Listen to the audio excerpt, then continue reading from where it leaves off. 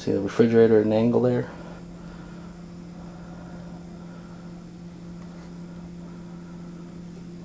And then the ceiling, where that wasn't flood damage itself, that was water damage. And of course all the boxes where I'm packing stuff, my cooler, all my food in it. Got my milk and everything in here. There's my sleeping bag. This is where I sleep. Gotta let it focus. There we go. That's where I sleep right there. And here's the room that I had the dogs in here when the news people come by. There's the beds. They're put up. They're ruined. I'm gonna get rid of them, but I've kind of been hanging on to them just in case. You know, someplace wants to trade them out or whatever. Here's some of the magazines that got ruined. Some of my catalogs, all stuck together. Hundreds and hundreds of National Geographics. I'm going to go into the bathroom. Bathroom didn't get so bad. I mean, it's an old house, granted, you know, but so it didn't really get no damage. The floors in here, well, the floor in there actually did, and the floor in here, I don't know if you can, probably can't see it when I push, but the floor is giving way, good 3/4 of an inch. The broken TV. Here's some stuff that packaging was destroyed. You see how these boxes were damaged up. Like TVs and stereos and computers. Can be just a simple amount of a few things in a box. And another little cooler over there with stuff. But this is the situation. And I'd probably sleep in here at night, but this heater don't work. So that's one of my heaters, but it don't work. You can see the boxes at the bottom. You know, it had water get up in it, so it don't work no more. Lost one of my fans. Actually had two of them lost. I got one there and one outside. But yeah, I got the heater in here, so I just close the door off and just sleep in here. And usually end up, the dogs usually sleep on the chair. There's the pups. There's the herd. And coming soon, the herd. You all know what I'm talking about when you see it. Some of my video production's been put off a little bit, so I'm gonna put this on all the channels so everyone can see what, you know, why there hasn't been any real recent video. That's the puppy, Shadow, Patches, and Quintessence, or otherwise known as the little queen, little queenie. Yeah, they sleep in the chair. Sometimes they'll just pile up on top of me, just get warm. But like I said, I got the one good running heater right here, so, which I know it's not ideal with all these boxes I'm packing stuff with, but you know, you live the way you have to when you're in this kind of a situation. You know, I feel terrible for the people in New Orleans that are still going through stuff. So that's the situation of the house. And it's been a trying thing. Been a lot on all of our minds. You know, it's not just me, it's all my neighbors. You know, all the people that have went through it. You know, we're going to go outside and I'm going to show you some things that happened outside. Okay, and there's my mailbox after it was vandalized. Someone came through and smashed it. Doors on the ground. And I have a couple days ago and I tried to put the door back on, but it just fell right off. I mean, it's broke. There ain't no fixing it. You know, there's earlier footage to show there was no damage, you know, nothing like this done to this thing before, you know. It's got a big gap in it where it was smashed. I had the trash can. The trash can was laying up there up against the fence on its side, and I don't care how bad I've seen the wind here, I've never seen it blow it that far up. But other people's trash cans have been thrown around, so that's not anything new that's happened. And if Dirt Lord is watching this, I hope he does. I'd like to say hi to him. Give me a holler, man. Yeah, it's been a trying time now. Trying to go back to this life and living in here, you know, it's, here's our wonderful gifts from the Red Cross. Let's move this because we didn't get any food from them. First time I'm speaking out about this. The woman who runs the Jackson County Red Cross, when I went in there the first day during the flood, after I got the pups out, she told me to go back in the house, try to find some peanut butter and jelly, make a peanut butter and jelly sandwich. If I didn't have bread, to go to the Salvation Army. Just a note in there, when I did talk to the Salvation Army, they don't carry bread. That's not something that they keep. But yeah, then the next day, of course, after the flood, they gave us all kinds of cleaning supplies. And you can see their little pamphlet, repairing your flooded home. Well, you know, it wasn't like this flood just happened. This was, you know, caused because of years and years, and even the engineer of the town even said that it was years and years. There's some more Red Cross stuff. Yeah, they're real good about bringing boxes of stuff. Yeah, just great about bringing boxes of cleaning supplies. There's some other things that got ruined. He's all got, now this will show you, this is a box that's less than 5 years old. You can see what damage the water did to these boxes, how just devastated they are. They're stuck together. You can imagine that the boxes on those toys, some of them are from back in the 70s. So you're looking at maybe close to 35 years. That cardboard just fell apart. I mean, you can see how new cardboard reacts. And even the box. These boxes aren't but a couple years old. And just to show you, you know, kind of some of the things that, you know, we've had to deal with. And I'm not the only one. I mean, there's 7 other families. We've all lost stuff.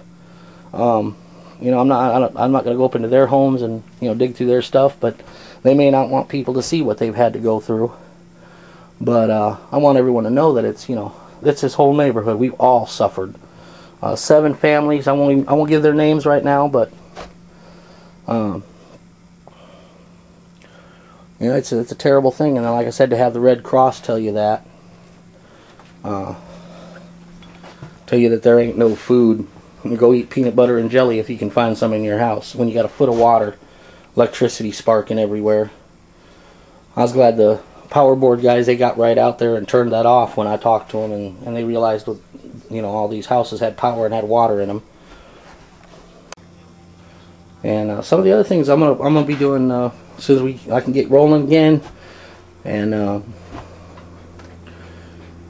we're gonna get some more rants out there and stuff, and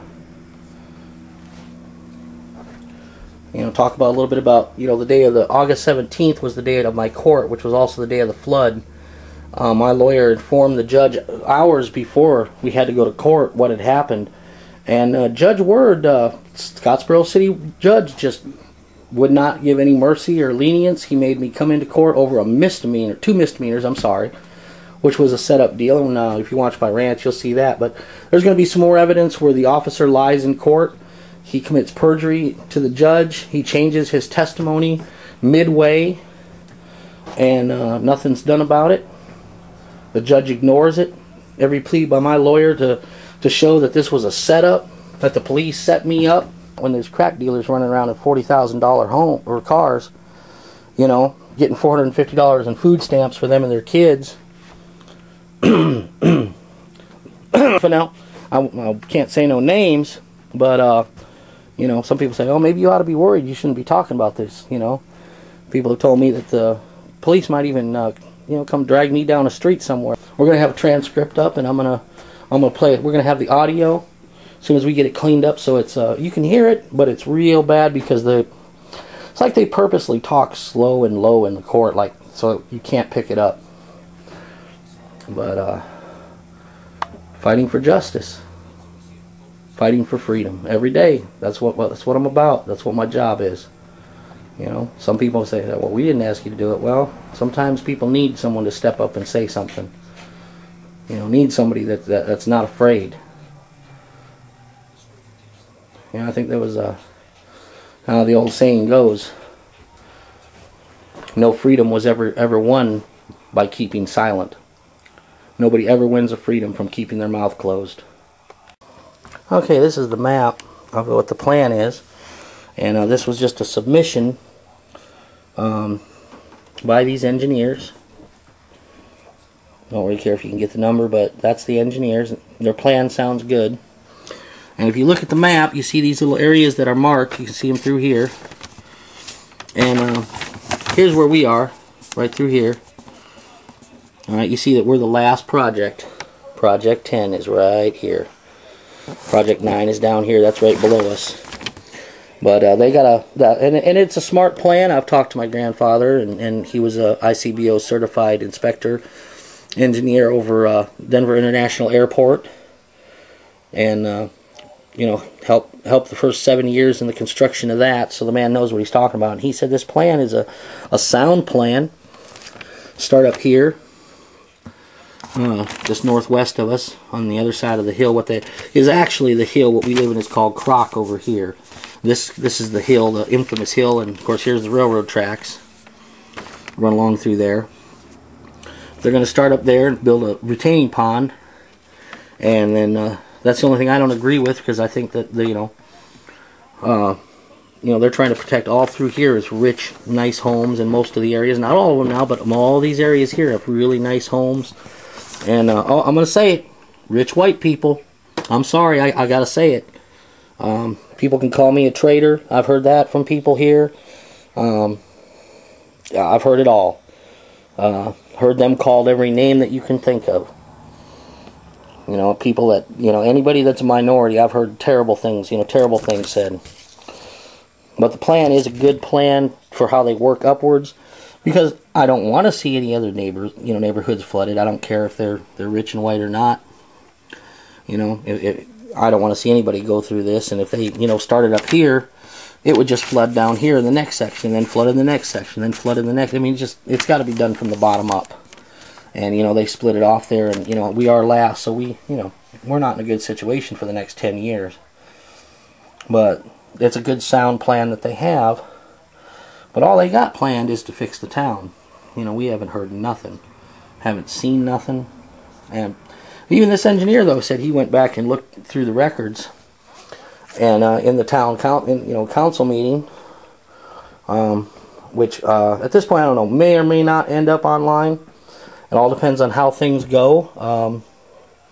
I've got some recordings that we'll see what happens, but they will definitely go to the news channels and go online on my channels. Let's just hope that they do us all right, and then take care of us all. We just want, we're not out to make no millions of dollars. We just want to get what we're due, what we deserve for what we went through. Cooler there into a bucket, so I can dump the water out. Oh, another thing, I got to throw this in about the Red Cross, that they said this. Might be interesting, but and I have to quote the woman, so I'm going to say exactly what she said.